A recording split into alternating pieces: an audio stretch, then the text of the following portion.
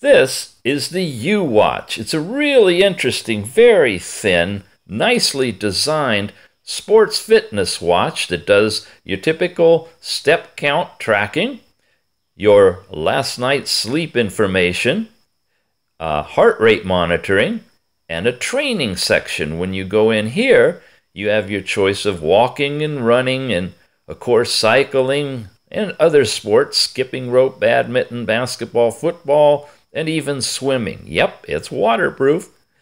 Beyond that, you've got the tethering capability to read up to 3 different messages pushed to the watch, a remote shutter to take pictures, and a remote music player to play music on your phone when you're tethered.